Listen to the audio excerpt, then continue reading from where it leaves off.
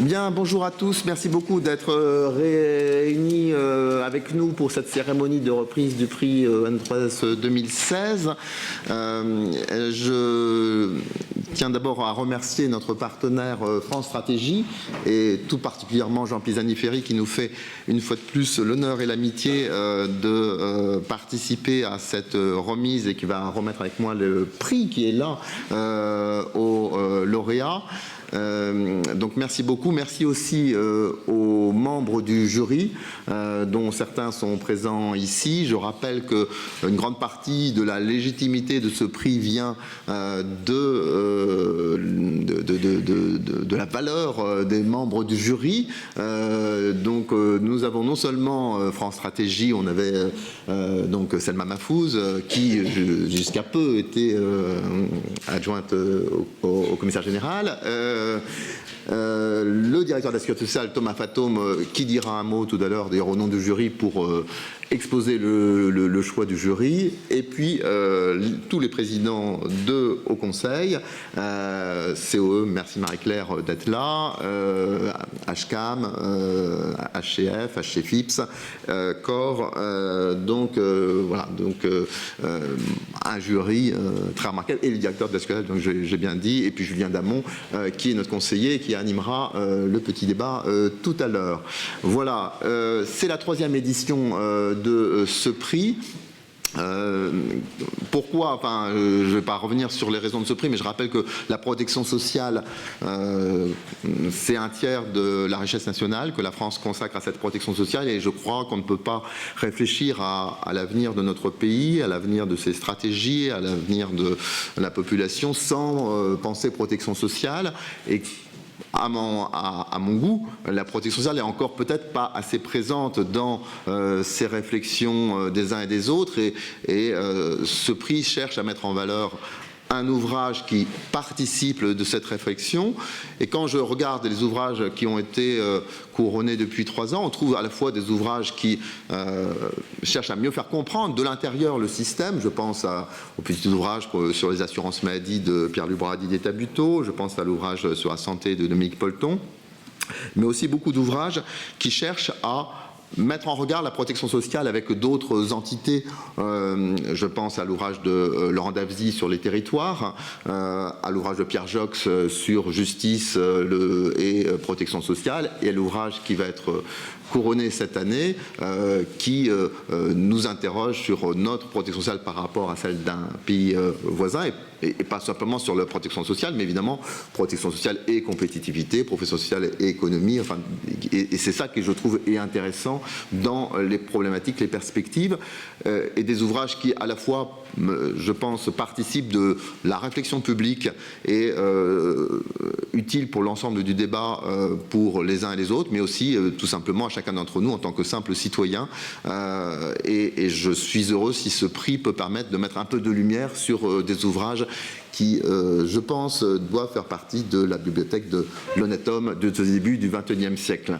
Voilà, c'est tout ce que j'ai à dire. Je laisse la parole à Jean Pisani-Ferry et Thomas Fatome de dire un petit mot donc, sur la raison du choix du jury.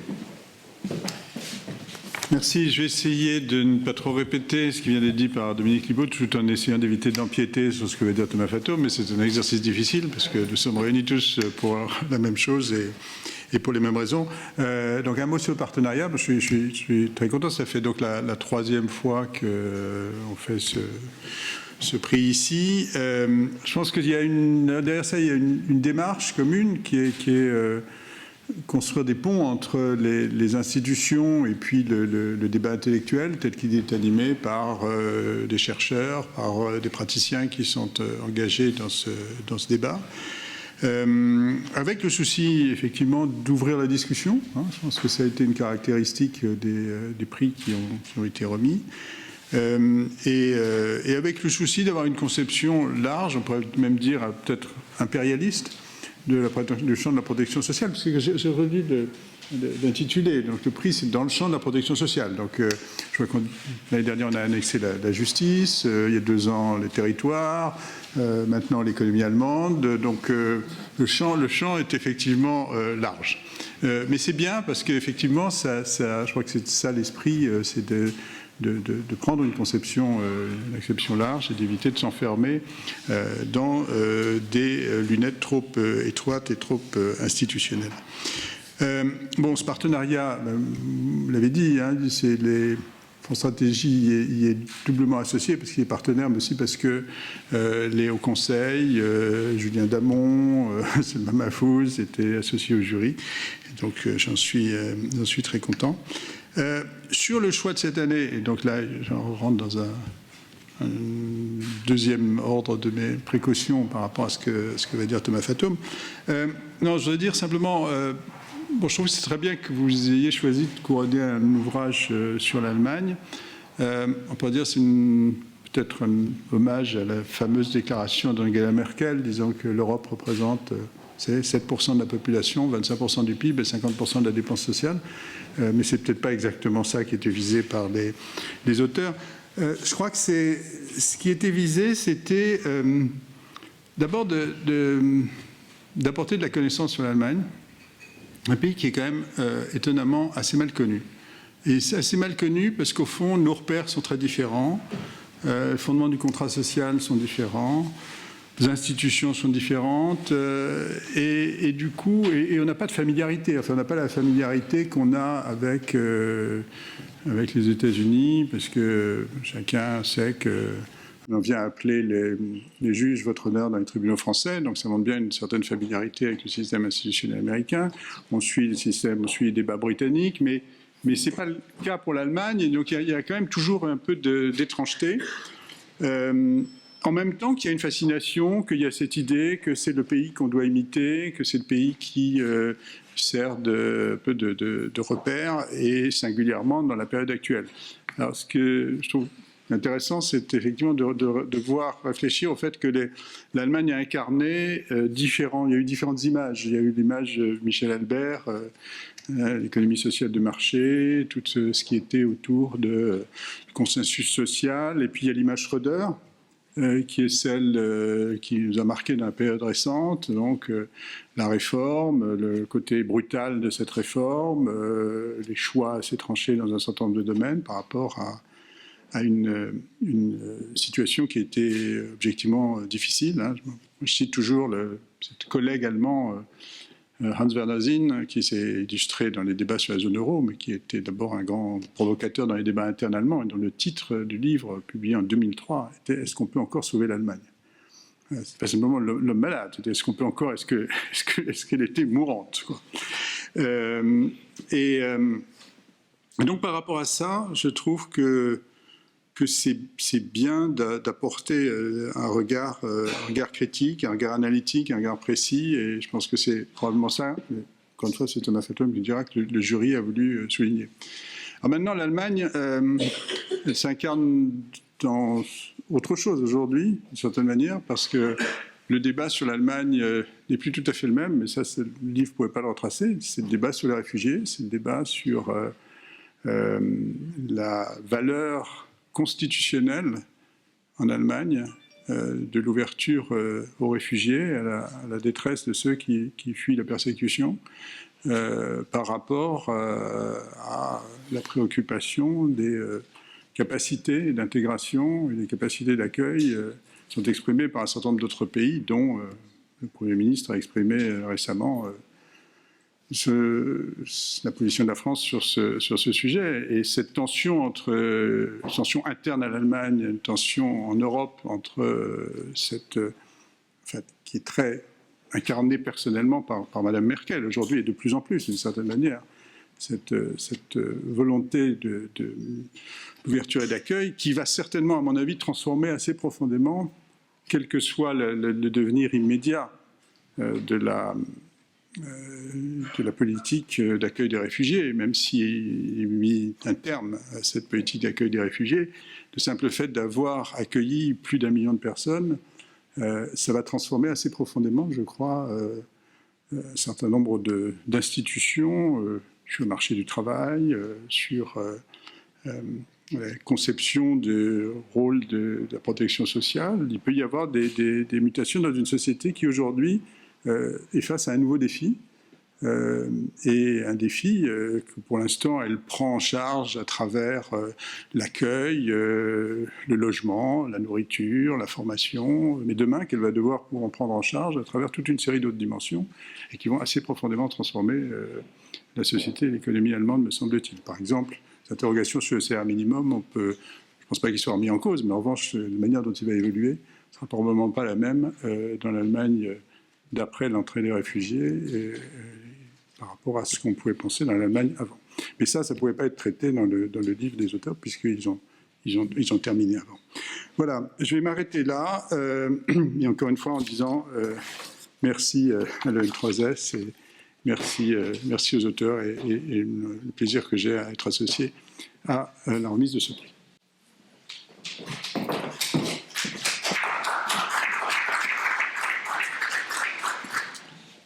Bonjour à toutes et à tous, quelques mots. Moi aussi, je vais essayer de pas redire des choses pour expliciter un petit peu le choix du jury. Merci d'abord évidemment à France Stratégie et à l'école de, en effet, donner matière à discussion et à visibilité sur les débats autour de la protection sociale. Alors sans doute aussi, la direction de la sécurité sociale porte une vision large. Je ne sais pas si elle est impérialiste, mais en tout cas, elle est large parce que très vite, on voit bien que ces débats autour de la protection sociale interrogent les territoires, l'économie.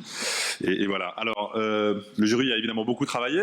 Comme tous les jurys, très sérieusement, a beaucoup lu, c'était sa mission.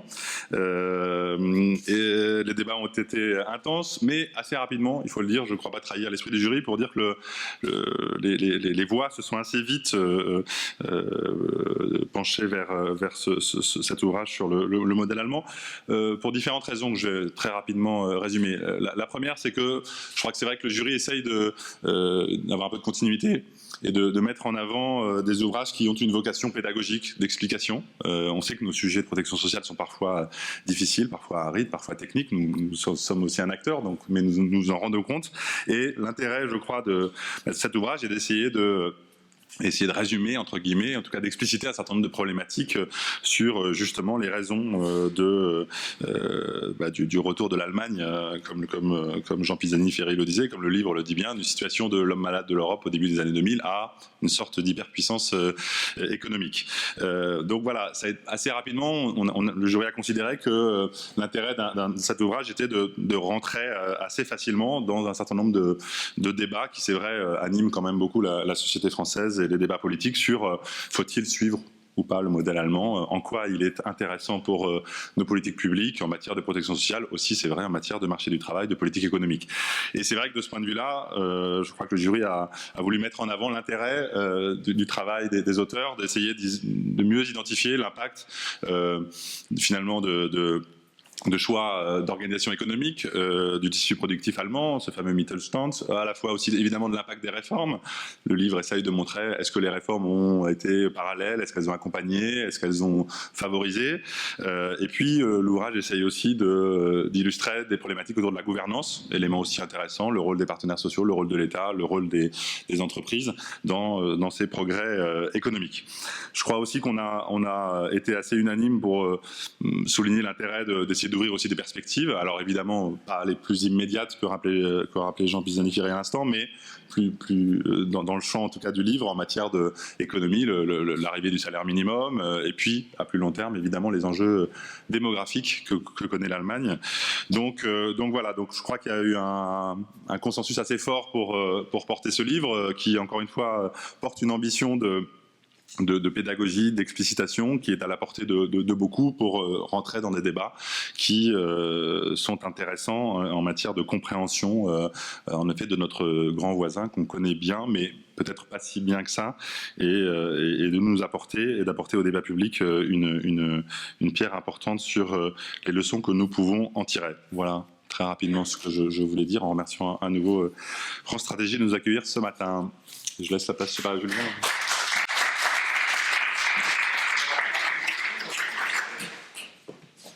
Donc, je crois que maintenant on arrive à la remise des prix, hein, c'est ça, Christophe, qui est le grand ordonnateur. Donc, j'appelle Jean Pisani-Ferry pour m'aider à remettre les prix aux 3 auteurs. Donc, je rappelle qu'on a 3 auteurs qui ont écrit cet ouvrage en commun. Donc, Christophe Blo, Odile Chagny et Sabine Le Baillon.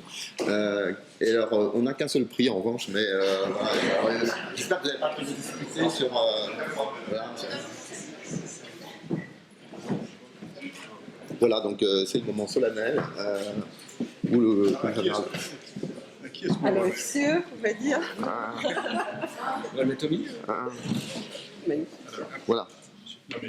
Allez, il faut quand même le prenne en tout cas. Donc...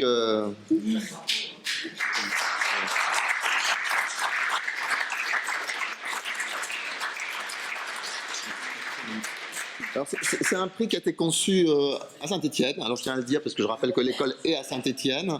Et donc nous avons fait travailler un designer stéphanois. D'ailleurs on l'a fait travailler à l'occasion du 70e anniversaire de la sécurité sociale, puisqu'on a... En fait c'est le même type de prix qu'on a remis aux élèves que le président de la République a remis aux élèves qui avaient fait, à l'occasion d'un concours qu'on a fait pour le 70e anniversaire. Donc voilà. Donc c'est les petits bonshommes qui sont... vous voyez maintenant un peu partout, enfin non on ne le voit pas là, bon on les voit de nulle part. Voilà, c'est les petits bonshommes voilà, qui sont dans l'image que la direction nationale est chargée de vérifier que l'ensemble des organismes, voilà. Et la vie en plus c'était notre slogan pour le 70e anniversaire, en rappelant qu'est-ce que social, c'est son ambition, c'est d'apporter avant tout de la vie en plus à chacun d'entre nous. Voilà. Voilà. Alors, vous voulez dire un mot, puis ensuite... Oui, oui, voilà. alors, on peut faire ça à 3 voix, effectivement. C'est finir un petit débat. Effectivement, de remercier le jury. C'est vrai qu'en l'espace de 15 jours, on a appris la connaissance du prix et eu le prix, mais on s'est bien rattrapé depuis sur les réseaux sociaux. Et donc, effectivement, on remercie beaucoup le jury d'avoir retenu notre livre. Et puis, je pense qu'effectivement, on tient aussi à remercier la documentation française de nous avoir permis d'écrire collectivement cet ouvrage, un 3. Et puis, j'ai une mention spéciale à faire un remerciement aux 2 institutions sans qui ce livre n'existerait pas, qui sont l'OFCE et l'IRES. Voilà, mais j'en toucherai un petit mot un peu plus tard dans la présentation générale. Merci.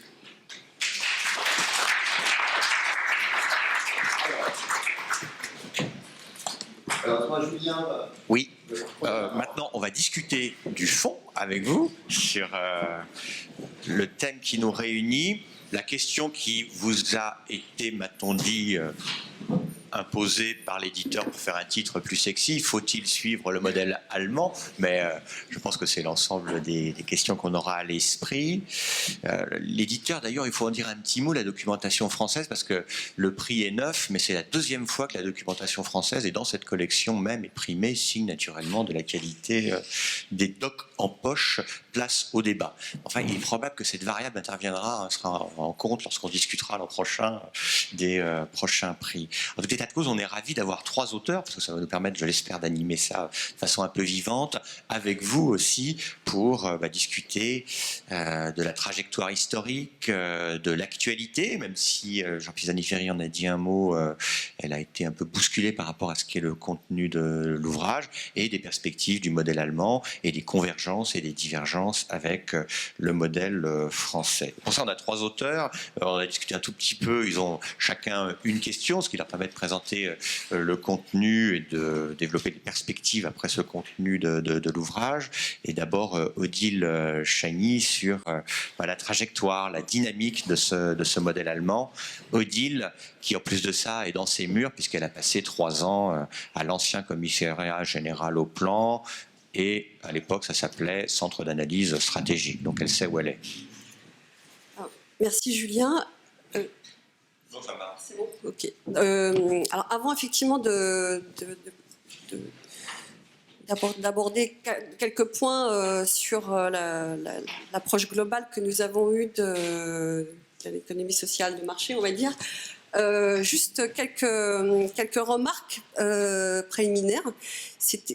Pour dire tout simplement en fait qu'il n'est pas facile d'écrire un livre sur l'Allemagne, parce que la première chose qu'on s'entend dire c'est mais qu'est-ce que vous allez raconter de plus que ce qu'ont écrit, et là il y a une litanie d'ordre alphabétique d'auteurs qui effectivement viennent, et puis par ailleurs tout simplement parce que l'expertise sur l'Allemagne n'est pas la propriété exclusive des uns et des autres, et que effectivement, y compris dans cette salle, je pense qu'il y a un certain nombre de personnes tout à fait compétentes et expertes sur un certain nombre de sujets.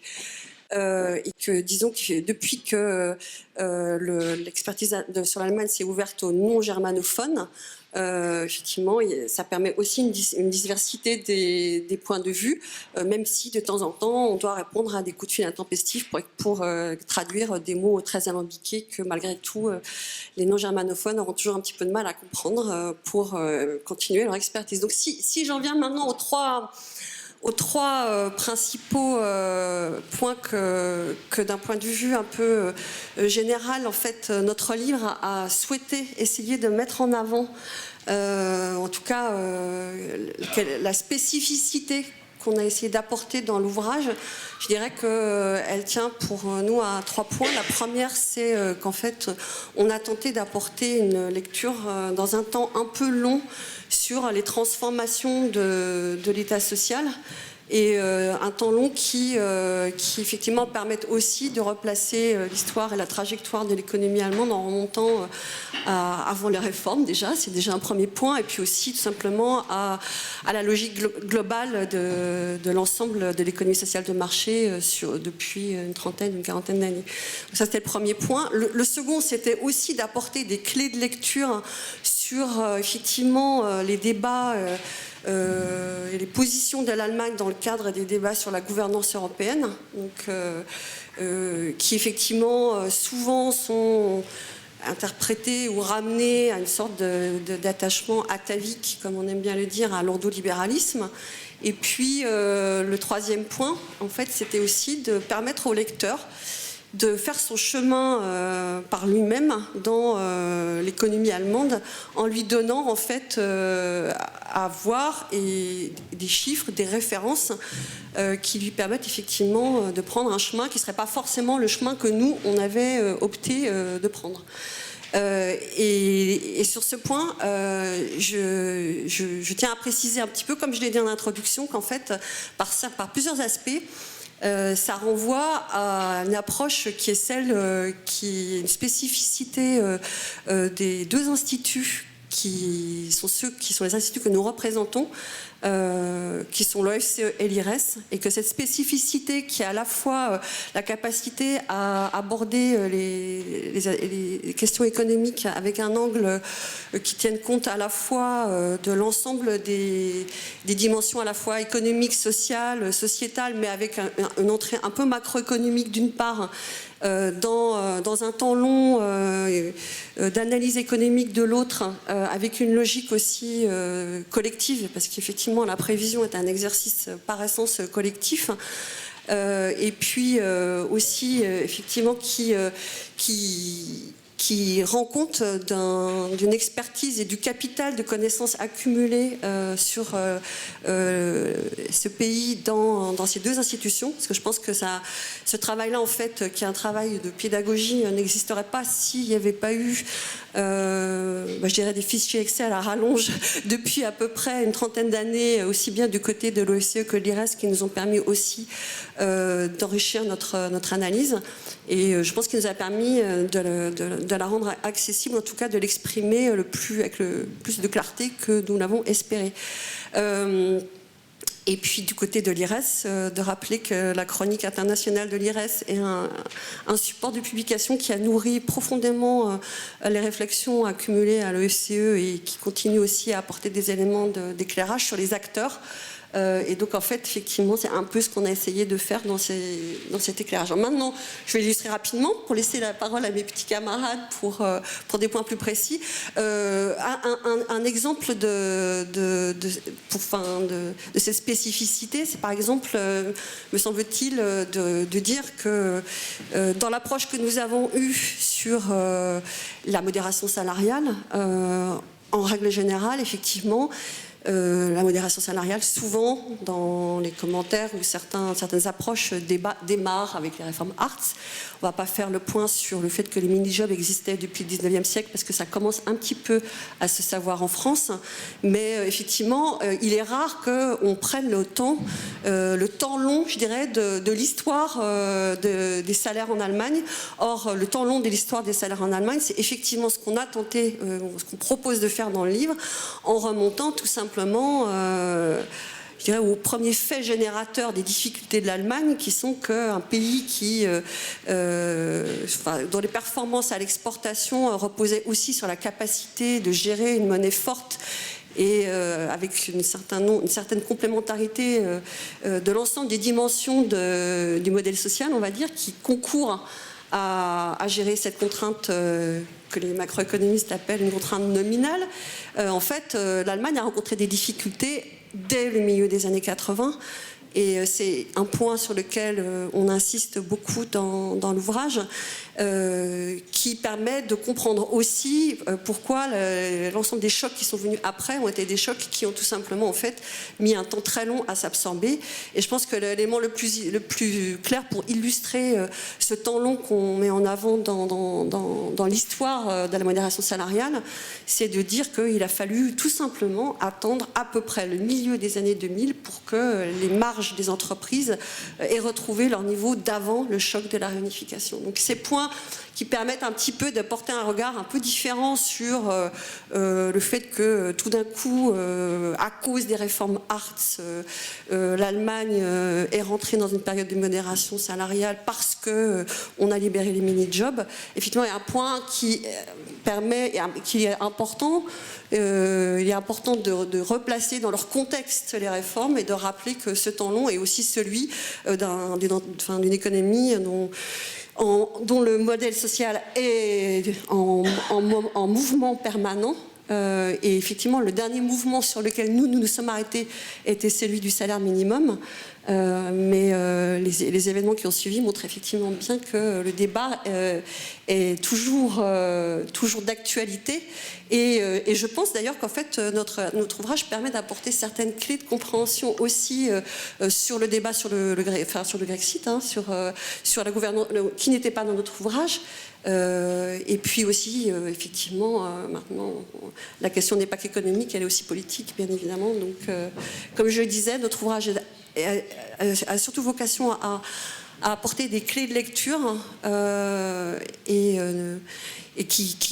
l'on espère suffisamment claires pour que les lecteurs puissent s'approprier en fait un certain nombre de débats. Voilà. Suffisamment clair et approprié, ça a été le cas du jury, c'est au moins ça. Mais ce qu'on souhaite, c'est que ceci soit partagé avec plus de monde encore. Et d'ailleurs, je dois dire une chose aussi, c'est que sur le prix lui-même, il y a une volonté, certes, de récompenser des travaux qui nous intéressent, mais c'est également de les diffuser, d'en souligner l'importance, et avec un autre partenariat, c'est avec Acteurs Publics. Il y a une émission de télévision à laquelle vous avez déjà participé, qui n'était donc pas indirecte, et qui est diffusée aujourd'hui sur Internet, et qui permet, nous l'espérons, de toucher un large public autour des questions que vous traitez. Sur les questions que vous traitez, il y en a une que Odile a évoqué, il y a une sorte de nom magique. Alors moi je ne suis pas germanophone du tout, mais je sais ce que veut dire Hartz, au moins dans le débat social, hein, ce nom propre.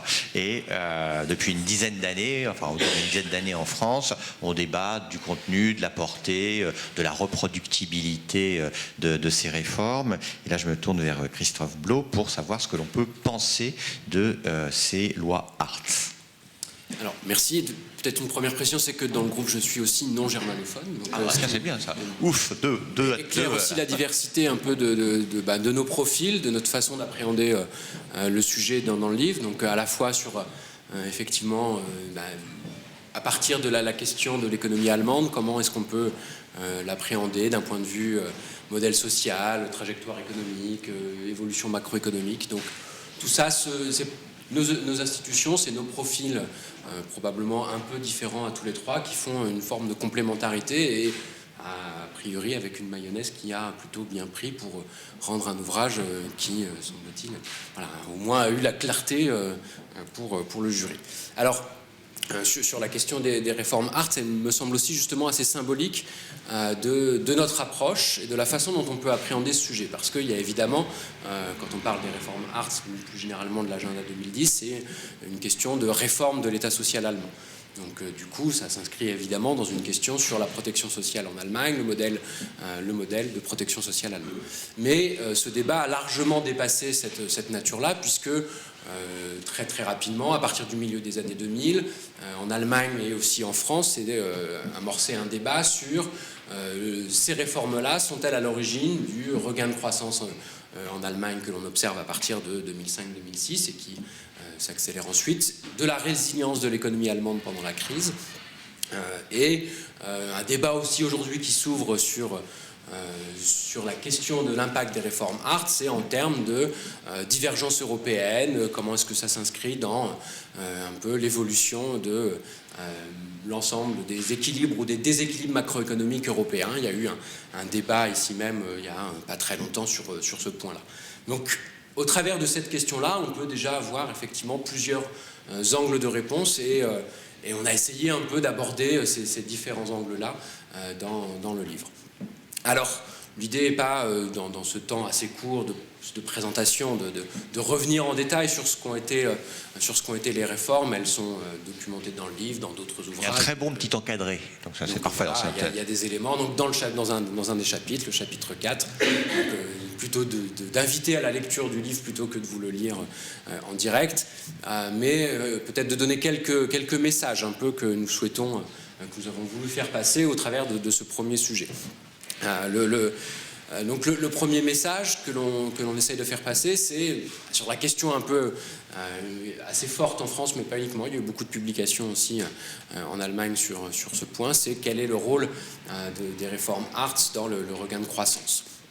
Notre analyse est de dire que probablement que ce rôle est assez limité pour expliquer l'accélération de la croissance et la résilience de l'économie allemande.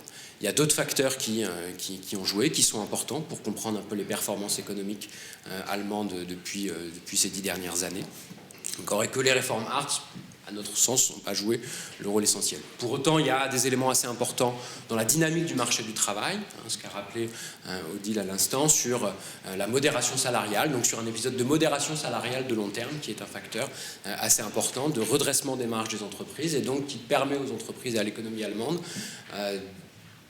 d'aborder la situation de crise financière internationale dans une situation qui s'est fortement améliorée. Alors, pour autant, ça ne veut pas dire que ces réformes sont un épisode mineur de l'histoire économique et sociale allemande. Au contraire, elles ont aussi eu quand même un rôle assez important. Et ce que l'on veut aussi montrer, c'est que, de fait, elles arrivent, elles sont mises en œuvre à un moment donné où il y a une fragilisation de l'acteur syndical, une érosion du pouvoir syndical en Allemagne, qui est un élément moteur de cette modération salariale de long terme. Donc en fait, les réformes, elles vont se superposer à cette dynamique qui est à l'œuvre depuis à peu près le milieu des années 90. Et de fait, elles vont aussi révéler des formes de flexibilité qu'il y a en Allemagne. Alors, on fait une distinction dans l'ouvrage, c'est ce qu'on appelle la flexibilité interne, qui est celle qui est négociée par les partenaires sociaux, donc qui est un élément par lequel on va s'entendre sur la dynamique des salaires. Et il y a une flexibilité qui est cachée, qui est celle en fait en marge un peu du cœur de l'économie allemande, en marge de l'industrie manufacturière allemande, mais qui va toucher les services, qui va toucher les travailleurs moins qualifiés, qui touche aussi les femmes dans l'économie allemande. Donc, ces réformes, elles vont à la fois accroître cette flexibilité en modifiant un peu les conditions d'octroi d'indemnisation chômage, en jouant sur les mécanismes, sur les dispositifs de pré-retraite. Et elles vont finalement accentuer la pression qui se fait aussi au cœur du système de flexibilité négocié en Allemagne. Donc ça va créer une pression supplémentaire et donc par ce biais-là jouer aussi un rôle important. Donc c'est aussi un révélateur et un facteur de poids supplémentaire. Donc un révélateur des trous dans les mécanismes de protection sociale en Allemagne, avec d'un côté des individus assez protégés, mais de l'autre côté, la tolérance, qui est en fait une tolérance historique dans le modèle de protection allemande, la tolérance vis-à-vis de personnes qui sont moins protégées parce qu'elles bénéficient d'une protection parallèle, en fait, soit par le biais du conjoint, soit par d'autres droits. Mais finalement, les réformes vont accroître un peu ces zones de non-protection. Et elles vont générer ou amplifier un troisième élément qui est important, c'est jouer sur les inégalités. Ces inégalités, elles existent du fait de l'autonomie des partenaires sociaux, qui autorise le fait que dans des industries, dans les grandes industries automobiles par exemple, on ait des conventions avantageuses, mais que dans un certain nombre de secteurs non couverts, il y a des conditions de salaire qui étaient moins avantageuses, avec l'absence de salaire minimum jusque l'introduction récente de la loi. Donc, dans cette dynamique, il y a une inégalité qui existait, mais qui s'accroît, qui un temps a trouvé finalement, a pu être compensée par d'autres formes de redistribution, par le rôle de l'État social, mais dans le même temps, à partir du milieu des années 90, par les réformes Hartz et par d'autres réformes de l'État social, les inégalités se sont accrues avec des effets de compensation qui se sont progressivement atténués et qui n'ont plus permis de compenser ces inégalités salariales, qui sont devenues donc un facteur assez important dans le débat en Allemagne, avec pas l'apparition, mais le développement très important d'un secteur du travail à bas salaire, et donc qui va vraiment poser aujourd'hui aussi la question du coût du travail et la généralisation, pas la généralisation, mais la massification de salariés peu payés. Merci. Alors, vous avez évoqué le sujet du salaire minimum. C'est une excellente transition avec Sabine Le Baillon, à qui vous passez le micro. Mais sur deux points qui sont très intéressants pour le système français et son actualité. On doit se poser la question de ce que l'on peut penser de l'introduction d'un salaire minimum de l'autre côté du Rhin. Il y a un deuxième sujet aussi extrêmement intéressant, c'est celui du dialogue social, que l'on met souvent en avant comme étant si, pas enchanté, mais performant du côté allemand. Est-ce si vrai? Et que peut-on penser quand on regarde notre situation française? Alors effectivement, donc la réforme l'introduction du salaire minimum, c'est vraiment une réforme très importante et c'est même une rupture majeure, non seulement avec le principe d'autonomie des partenaires sociaux, mais aussi ça rompt avec une logique de subvention par l'État des bas salaires pour préserver la compétitivité des entreprises via des prestations sociales. Alors il faut rappeler quand même que le salaire minimum, c'est le fruit d'un long cheminement, puisque les premières réflexions, elles ont débuté au milieu des années 90. Alors, initialement, en fait, les premières revendications, elles sont apparues suite à la réunification et à l'ouverture, en fait, des pays d'Europe de l'Est. Et à l'époque, il s'agissait de lutter contre le dumping salarial exercé par les entreprises d'Europe de l'Est qui détachaient des employés rémunérés très faiblement en Allemagne. Alors, ça a été... initialement, c'est dans le secteur du BTP que l'État est intervenu via l'extension de la convention collective. Et à l'époque, l'idée d'un salaire minimum généralisé était encore peu portée par les syndicats. L'évolution, elle se fait du côté des syndicats au début des années 2000, puisque non seulement les services sont de plus en plus touchés par le problème des bas salaires, avec des syndicats qui ne sont plus à même de négocier des minima salariaux décents, et même les syndicats de l'industrie, et notamment de la métallurgie, vont petit à petit se rallier à cette idée, puisque même l'industrie est petit à petit attaquée avec des clauses dérogatoires dans les conventions, avec de plus en plus d'entreprises qui ne sont pas affiliées au système de convention collective. Donc il y a un cheminement qui se fait. La première revendication des syndicats communes, elle date de 2006. Alors ensuite, d'un point de vue politique, ça va être un petit peu plus long, même si le SPD, dès 2005, avait évoqué l'idée d'un salaire minimum en contrepartie, en fait, aux réformes Hartz. Le sujet va être assez longtemps tabou, et c'est vraiment, durant la campagne des législatives de septembre 2013, qu'il y a un quasi-consensus sur la nécessité de minima salariaux.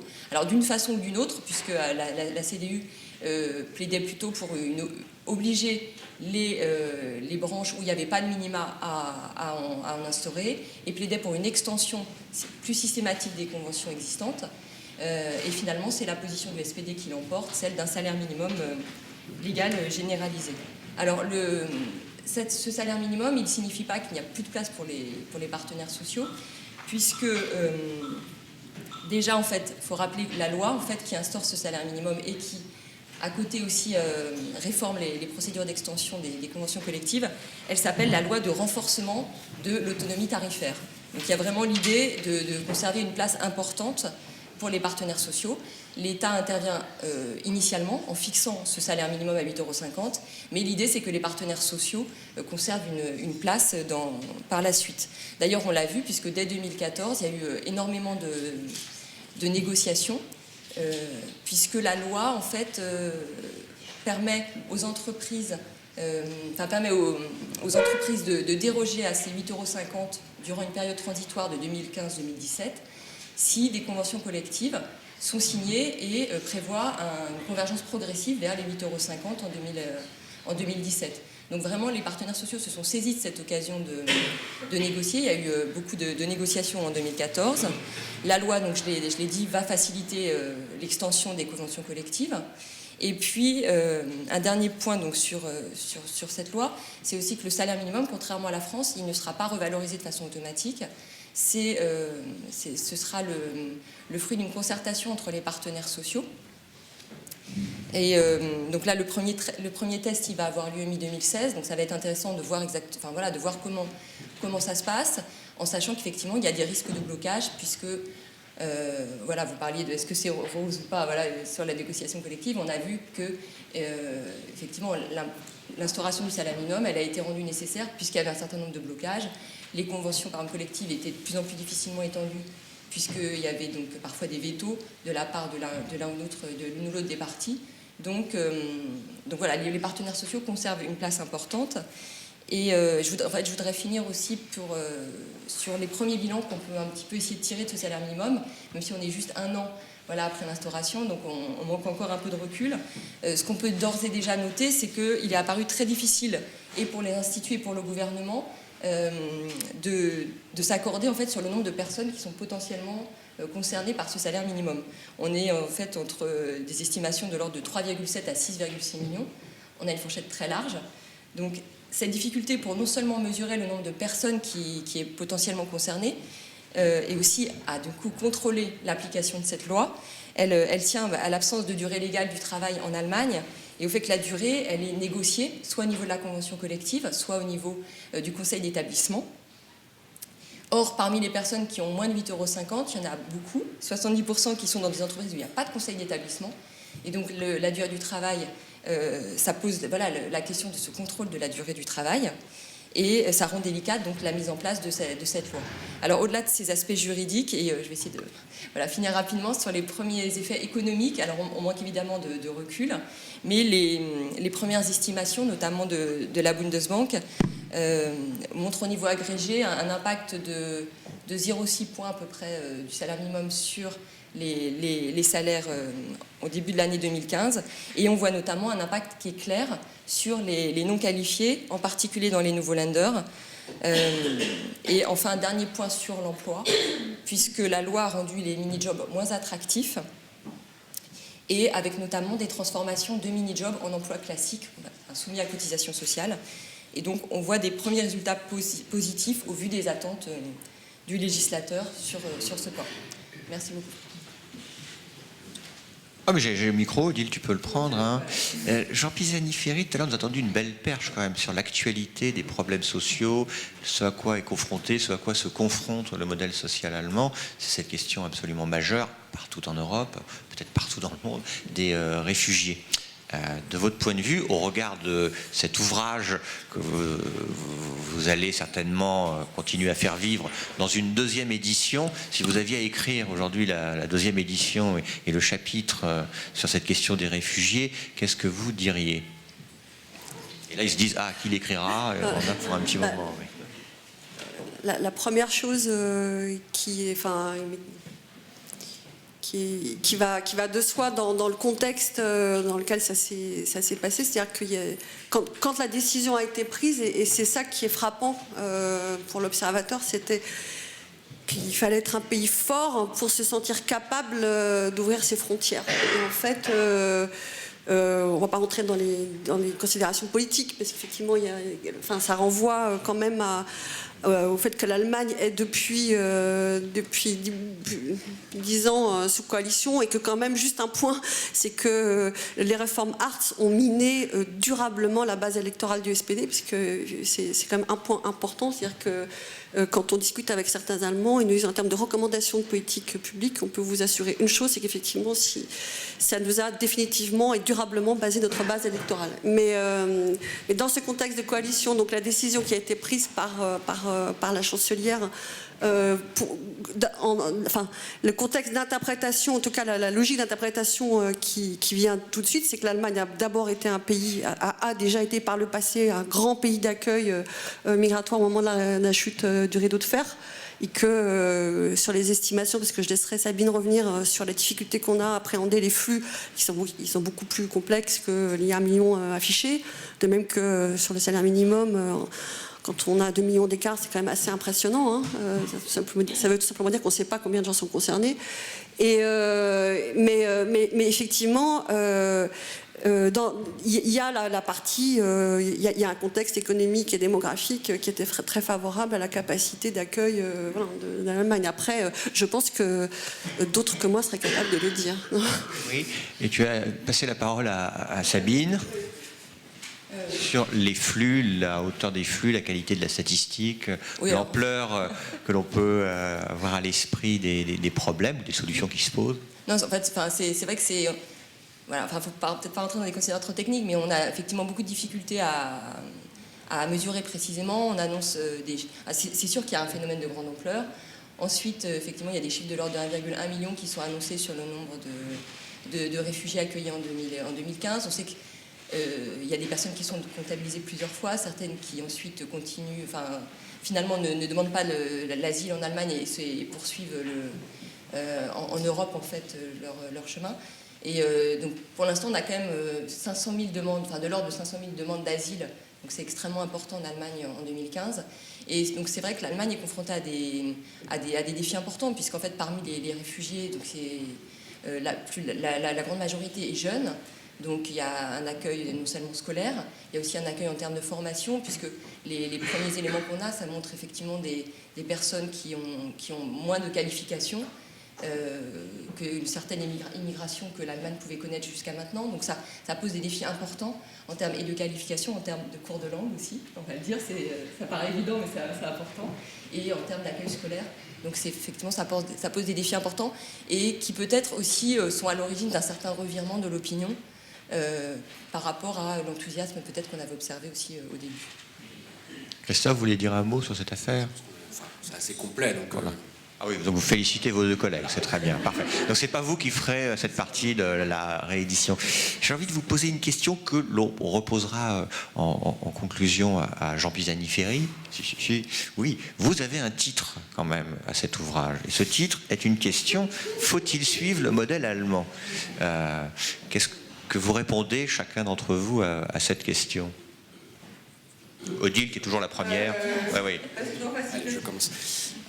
Effectivement, il y a une question qui est très ouverte et à laquelle le lecteur attentif aura probablement, c'est pas ce que vous nous avez fait remarquer ici, mais on n'apporte pas une réponse très, très précise sur ce point-là.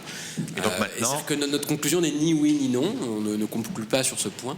Notre objectif, pour essayer de noyer un peu la question, c'était d'apporter, comme l'a dit Odile tout à l'heure, des clés de lecture à un certain nombre de débats. Dans l'ouvrage, je pense qu'il y a beaucoup de comparaisons Allemagne, France, l'Allemagne au niveau européen, etc., sans qu'il y ait vraiment de miroir direct entre la situation économique de la France et la situation économique allemande. Donc c'est un peu en creux, hein, évidemment ce débat-là qu'on le pose. Alors, bon voilà, on cherche à apporter un certain nombre de clés de lecture. Je pense qu'il y a aussi un message à la fin sur le salaire minimum, qui est de dire, un peu un pied de nez, c'est-à-dire que la question du salaire minimum, qui était jusqu'ici, comme l'a rappelé Sabine, assez tabou dans le débat économique et social allemand, est revenu, alors sans dire forcément qu'il s'inspire du modèle français, mais ça montre aussi que ce jeu de miroir, il va dans les deux sens, d'accord ? Donc ce jeu d'imitation, il va dans les deux sens, donc ça c'est un point qui est aussi important. Il y a d'autres points sur lesquels, justement, quand on met en avant à la fois un certain nombre de forces ou un certain nombre de faiblesses de l'économie allemande, on a forcément en tête, de façon plus ou moins explicite, voilà, quels sont derrière les atouts de force ou de faiblesse de l'économie et du modèle social français. Alors ceci étant dit, je n'ai toujours pas apporté de réponse, évidemment. C'est le jeu. Oui, c'est le jeu. Et aussi, un autre point, alors, qui est aussi d'essayer de comprendre que un certain nombre de facteurs sont le fruit d'une histoire économique et sociale, et que cette transposition, elle est difficile à faire. C'est-à-dire que comprendre aujourd'hui la réussite du modèle industriel allemand, de la capacité de l'économie allemande à exporter, on le fait en évoquant un certain nombre de facteurs structurels sur le tissu productif, qui sont liés aussi à un peu l'histoire, la construction du pays, son histoire économique et sociale, et donc qui ne sont pas transposables de façon aisée. Donc ensuite on peut, pour essayer d'avoir une réponse un peu plus claire, c'est-à-dire que se fixer peut-être un certain nombre d'ambitions sur dire voilà, quels sont les points sur lesquels on peut suivre, ou on peut avoir une sorte d'objectif de politique économique en France. Mais après, appliquer la recette telle qu'elle est en Allemagne n'est pas du tout évidente, parce qu'on a des systèmes différents, on a un mode de capitalisme qui a un certain nombre d'éléments différents. Donc ça peut être une source d'influence, mais je crois qu'après il faut être capable de transposer, quoi. C'est un peu à l'image de... voilà, il y a un certain nombre de points importants dans les modèles européens, et ensuite chaque pays le transpose avec une histoire différente, une histoire sociale, une histoire économique différente. Donc, et probablement que là, pour le coup, il faudrait faire un autre livre sur comment la France doit-elle se réformer. Mais c'était pas le thème qu'on avait choisi sur celui-ci. Odile. Pour continuer un petit peu ce que dit Christophe, en fait,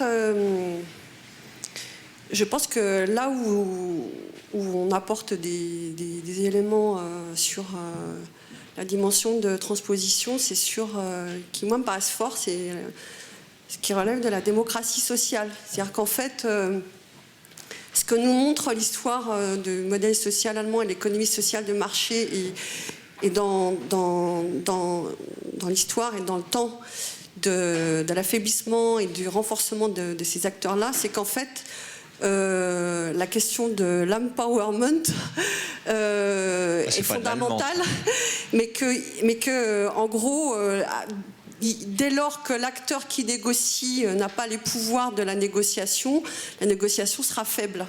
Et en fait, moi, me semble-t-il, ça renvoie à des débats sur les niveaux de négociation. C'est-à-dire que ce que nous raconte l'Allemagne, c'est que l'acteur qui négocie, lorsqu'il n'a pas le pouvoir de négocier, vous pouvez lui donner tous les sujets de négociation. S'il est faible, en fait, il n'aura pas une capacité effectivement, de pouvoir normatif fort. Or, c'est ça, et c'est ça qui est quand même une leçon incroyable, c'est que pour que des partenaires, des acteurs dont l'autonomie est garantie dans la Constitution, dans la détermination des rapports généraux des salaires et du travail, acceptent de se faire harakiri, enfin d'une certaine manière, de demander à l'État d'intervenir dans la détermination des salaires, c'est bien qu'à un moment donné, l'acteur considère qu'il est trop faible et incapable d'arriver à maintenir des conditions minimales. Et de ce point de vue, la question de la capacité du système des négociations collectives allemandes à se redynamiser, elle est ouverte dans un certain nombre de secteurs. Parce que, et ça renvoie clairement aussi à des débats croisés entre la France et l'Allemagne sur les niveaux de négociation, sur la capacité, ou en tout cas la capacité des acteurs à avoir ce pouvoir normatif au niveau auquel on leur donne. Et l'Allemagne nous a appris que dans certaines circonstances, effectivement, ce droit-là pouvait être faible et affaibli. Sabine, vous? Je n'aurais pas dit mieux. Vous ne savez pas répondre à la question? Je n'aurais pas dit mieux. Ah, vous n'avez pas dit mieux, oui, d'accord. Bon, parfait. Alors, j'ai vu au premier rang que Jean Pisani-Ferry souhaitait immédiatement répondre et Dominique Libaud aussi veut nous dire un mot. Et donc, il pique la parole à Jean Pisani-Ferry. Donc, Dominique Libaud est nommé commissaire général. Non, mais moi, c'était pas tout à fait sur. En direction. Faut-il suivre. Enfin, ou plutôt, un exemple sur la protection sociale où. Il y a votre livre, mais aussi implicitement une petite divergence actuelle dans la conception de la protection sociale. Vous en avez dit un mot. En France, on va plutôt mettre l'accent actuellement sur l'universalisation de la protection sociale. La loi Puma en est un exemple, disant il faut vraiment des droits propres et individuels pour chacun.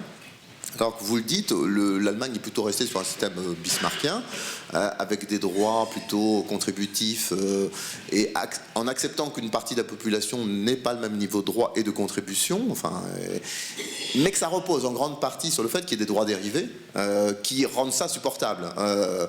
Mais ces droits dérivés interrogent aussi, c'est ça que je voudrais vous faire parler, la relation homme-femme.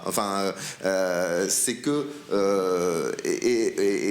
puisque vous le dites, ça veut dire effectivement que plus, me semble-t-il, qu'en France, effectivement, les femmes restent dans un certain nombre de cas un peu dépendantes de droits qui sont liés à la relation conjugale.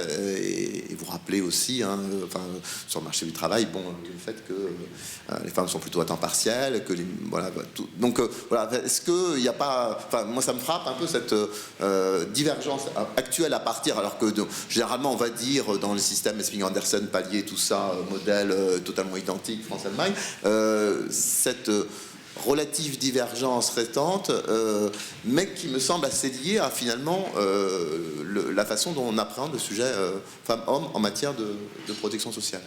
Donc Dominique Libaud, plutôt que de répondre à la question lui-même, faut-il suivre le modèle allemand, vous pose la question qui est traitée dans le livre, une question très importante entre nos deux pays, de la conciliation entre la vie familiale et la vie professionnelle. Et de la place des femmes. Ah bon, c'est pas que ça?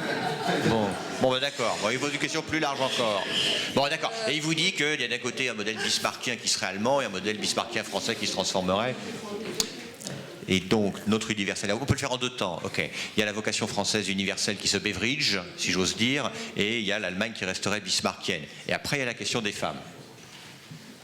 Alors, il y a beaucoup de questions dans la question. Alors qu'on lui demandait une réponse. Par contre, non, ça amène à un point que, effectivement, dans la petite présentation là qu'on n'a pas développée, et qui pour nous est d'ailleurs, je pense, une des idées qu'on a eues, nouvelle, en tout cas dans notre approche de l'Allemagne, qui renvoie au fait qu'il y a dans ce qui s'est passé, dans le modèle allemand aussi, différents espaces de solidarité.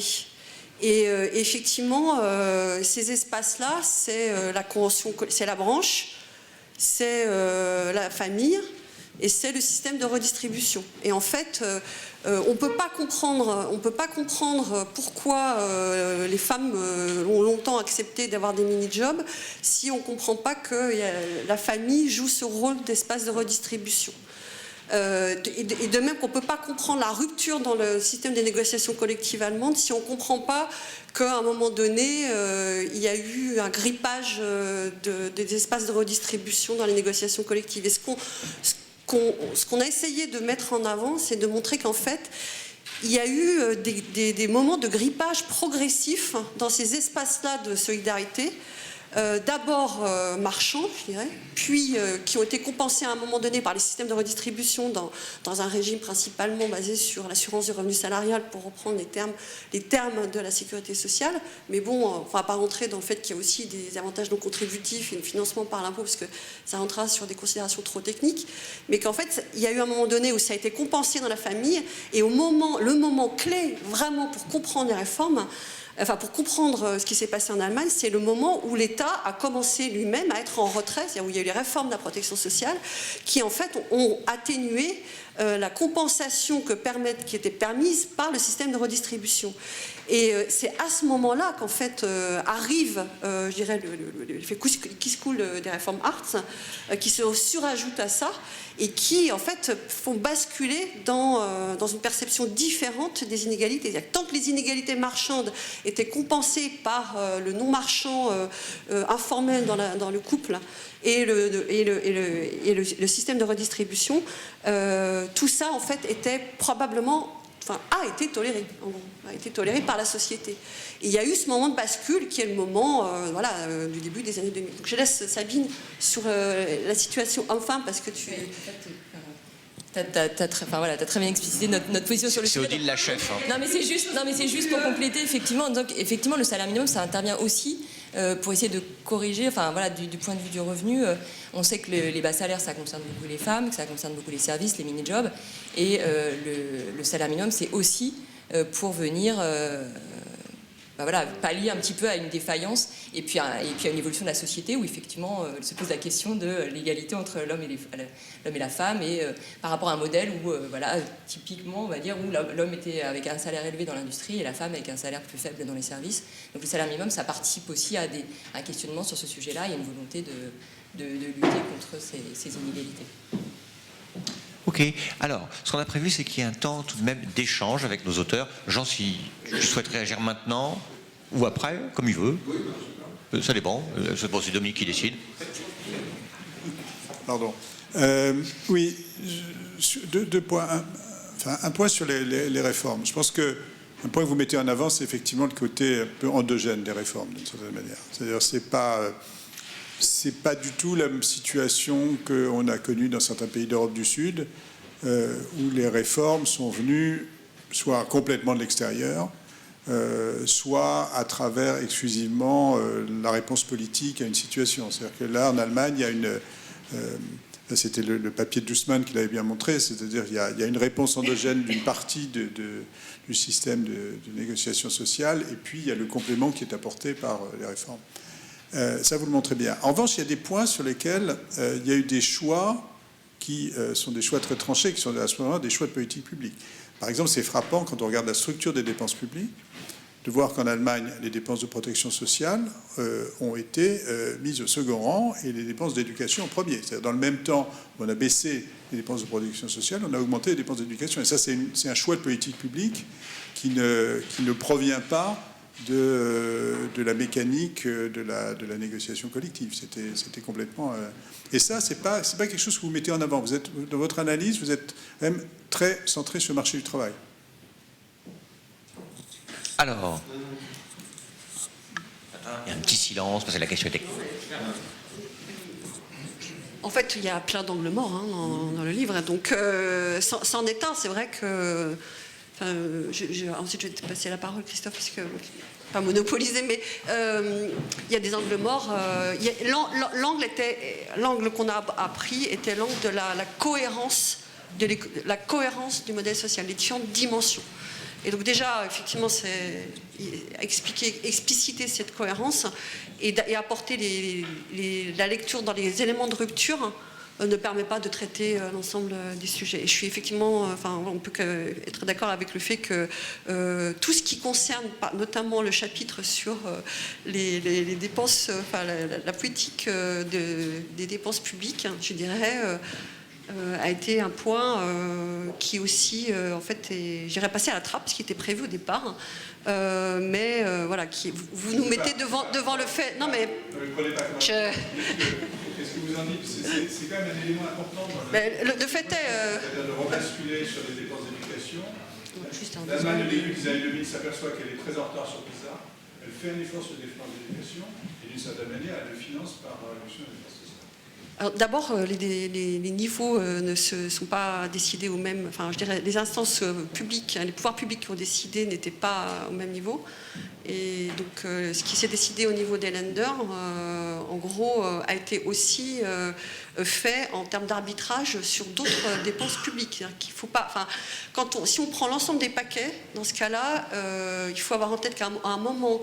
Quand un certain nombre de dépenses sociales sont devenues à la charge des communes À ce moment-là, il faut avoir le paquet global, c'est-à-dire que ce qui s'est passé après Pisa, qui était effectivement un choc, un énorme choc en Allemagne, a aussi, sur d'autres postes de dépenses, et notamment en infrastructure, parce qu'on n'en parlait pas, mais tout ce qui concerne les dépenses publiques liées simplement en fait, aux rigidos, enfin voilà, tout ça a été terriblement réduit, et dans un contexte budgétaire très compliqué pour les autorités qui les mettaient en place. Donc en fait, les arbitrages sont plus, je dirais, enfin, plus globaux, et aussi ont été très contraints par les contraintes budgétaires, notamment de certaines collectivités. Voilà. Enfin, sans parler des contraintes qui s'étaient imposées du côté du coût du travail pour plafonner les cotisations sociales et du côté de la protection sociale. Juste pour ajouter que nous aussi on avait des contraintes en fait. On avait des contraintes de volume de la collection, voilà. Donc ce qui explique qu'on a mis l'accent sur un certain nombre de points. Je crois que le point est mentionné au début de votre question est effectivement un point qui me semble aussi important, c'est-à-dire montrer cette dynamique un peu endogène. Et si on a réussi à faire passer ce message-là, c'est aussi un message important, c'est-à-dire que l'évolution d'un système, les réformes, elles naissent aussi d'un certain nombre de débats économiques et sociaux qui émergent dans un pays. Alors évidemment, derrière, on passe à côté d'un certain nombre de choix politiques, mais en même temps, ce qu'on dit aussi, c'est que sur les réformes hard, c'est aussi l'échec d'un mode de négociation salariale, et c'est le politique qui marque une rupture, pour le coup, en imposant une réforme qui n'est pas de soi au moment où elle est adoptée.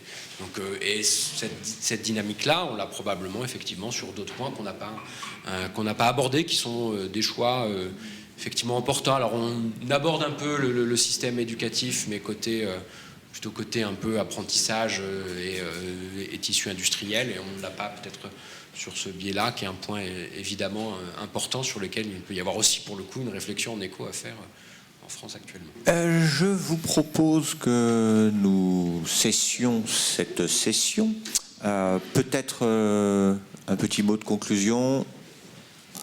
Peut-être la réponse enfin à la question du titre de l'ouvrage, faut-il suivre le modèle allemand, sachant tout de même que Jean Pisani-Ferry a été le co-auteur d'un rapport sur les deux pays rendu aux deux gouvernements. Je ne sais pas s'il a une position extrêmement nette là-dessus. Il faudrait être oui, non, mais en effet peut-être une petite conclusion sur ce gros sujet de mieux connaître notre voisin.